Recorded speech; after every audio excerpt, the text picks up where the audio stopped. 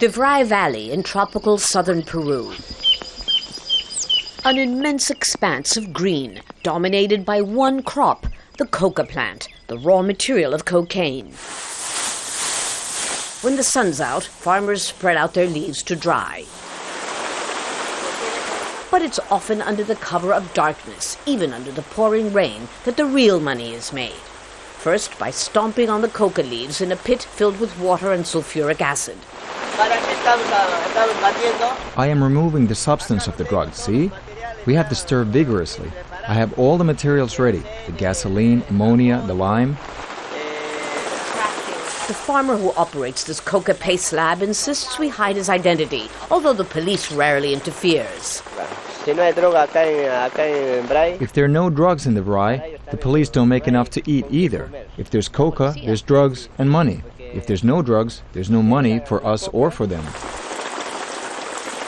He says he sells his paste to Colombian, Ecuadorian and Mexican traffickers through intermediaries for $750 a kilo.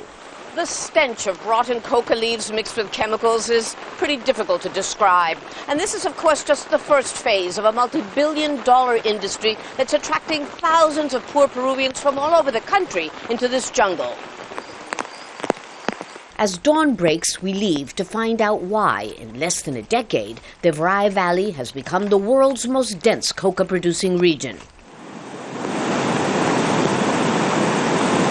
Geographically, the valley is a drug trafficker's paradise, isolated and abandoned by the state. Quechua Indian farmers in the hamlet of Iribamba insist on showing us their bridge. This is the only way we can get to the other side, and look, it's hanging by a thread. And there's no road to transport our produce to Santa Rosa and elsewhere, or to get a doctor. There's no potable water, no internet, no television, and no electricity, even though the poles were put up 5 years ago. Leoncio Sosa says he and other farmers would gladly abandon coca, which has become expensive to produce because of the price of pesticides, for a more lucrative crop like coffee or cocoa for producing chocolate. But we need the presence and support of the state.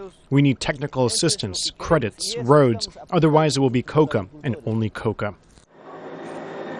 Coca that has turned Peru into the #1 exporter of pure cocaine, more than 300 tons a year, most of which goes to Europe, Asia and South America. Because we have a responsible government in the past 10 years, they didn't want to fight against drugs directly. They just keep doing minimum activities.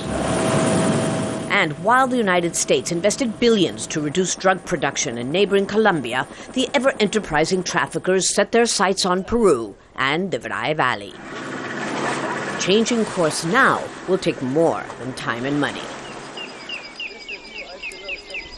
Lucia Newman, Al Jazeera, in the Vrae Valley, Peru.